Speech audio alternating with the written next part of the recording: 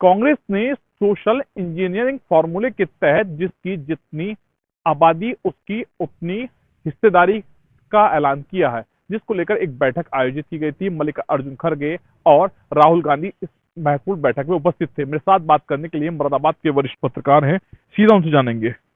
जयप्रकाश जी, जिस तरीके से एक बैठक कांग्रेस के द्वारा की गई है, क्या कुछ सोचते हैं, क्या पूरा नजरिया है कांग्रेस को लेकर आपका?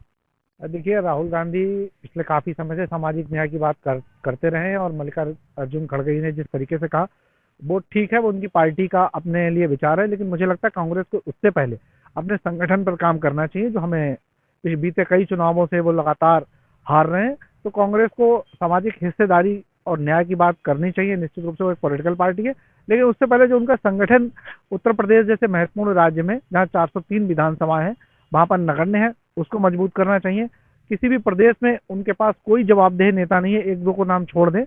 और अगर हम देखें तो इस समय भी उत्तर प्रदेश में जो बीता चुनाव हुआ 2024 का, अगर समाजवादी पार्टी से गठबंधन ना होता, क्या कांग्रेस वाले बता पाएंगे उनकी कितनी सीटें आ गई? तो सामाजिक न्याय और सामाजिक हिस्सेदारी की बात करें, बिल्कुल करें, लेकिन अगर कांग्रेस एक राष्ट्रीय पार्टी है, उसे अपने संगठन पर पहले काम करना चाहिए। राजीव शर्मा जी, जिस तरीके से बैठक हुई है, बैठक में लगातार जो है कांग्रेस अपने आप को मजबूत करने के दावे कर रही है। धरातल पर लगातार आप तमाम राजनीतिक पार्टियों के बीच में रहते हैं, क्या स्थिति देखते हैं? देखिए, जयप्रकाश जी ने जो अभी बात कही है वो सही बात है। सबसे पहली बात, संगठन खड़ा करना होता है और संगठन ही सब कुछ करता है। अगर आपका संगठन नहीं है तो आपका कैंडिडेट, आपका वोट, आपका वोट बैंक, ये सब असंभव सी बातचीत हो जाती है। और अब जो हिस्सेदारी और भागीदारी की बातचीत हो रही है, ये प्रैक्टिकली करा जाए तभी होता है। ये इससे पहले मायावती जी, बसपा प्रमुख मायावती कर चुकी हैं, लेकिन भले ही वो टिकट में पार्टियों के लिए उन्होंने कहा हो और ये समाज के लिए कर रहे हैं, लेकिन जब ये प्रैक्टिकल किया जाता है और लोगों की नाराजगी सामने आती है तो ये फेल होता हुआ नजर आता है। हमने पहले देख चुके हैं इस बात में। प्रशांत शर्मा जी, जिस तरीके से लगातार कांग्रेस फील्ड में आने की बात करती है और मजबूती से चुनाव लड़ने की बात करती है, लेकिन इसी बीच एक बैठक होती है, क्या कुछ नजरिया है, क्या स्थिति है कांग्रेस? देखिए, कांग्रेस की जो बैठक हुई है, इस संबंध में केवल इतना ही कहना चाहूँगा कि मेन चीज़ कांग्रेस को अभी फोकस अपना संगठन को मजबूत करने पर देना चाहिए, क्योंकि एक तरह से कांग्रेस अपनी साख खोती जा रही है।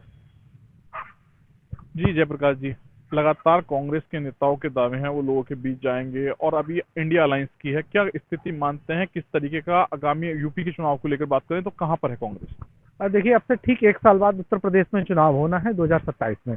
अखिलेश यादव जी और कांग्रेस के सीनियर नेता हैं, गठबंधन में चुनाव लड़ने की बात कर रहे हैं। लेकिन अब उनका मुकाबला जो सत्तारूढ़ भारतीय जनता पार्टी डायरेक्ट उससे, और बीजेपी इस समय देश की सबसे मजबूत पार्टी है, सबसे ज्यादा राज्यों में उनकी सरकार है।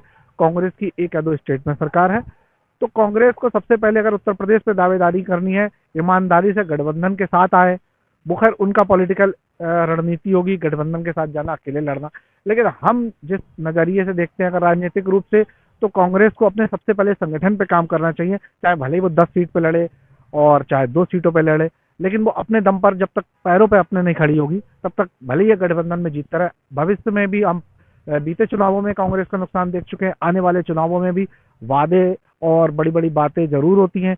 अभी हम देखें, पिछले साल राहुल गांधी ने गुजरात में एक जब कार्यकर्ताओं से बात की थी कि हम अपनी पार्टी से गद्दारों को बाहर करेंगे, तो हम लोग उनसे पूछ रहे हैं, भाई अभी तक आपने कितने लोगों को बाहर कर दिया?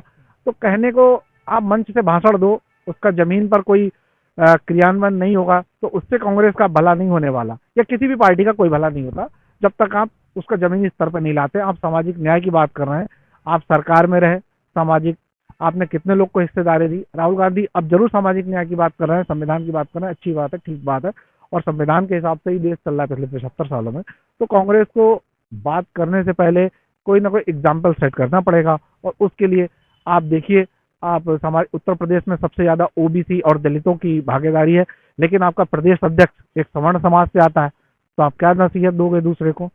ठीक है ना। मल्लिकार्जुन जी दलित समाज से आते हैं, राष्ट्रीय अध्यक्ष हैं, अच्छी बात है, लेकिन उत्तर प्रदेश जो सबसे बड़ी आबादी वाला प्रदेश है और सबसे महत्वपूर्ण 80 लोकसभाएं हैं, वहां पर आपका प्रदेश अध्यक्ष और जो प्रदेश प्रभारी हैं अविनाश पांडे और अजय राय, ये किस समाज से आते हैं?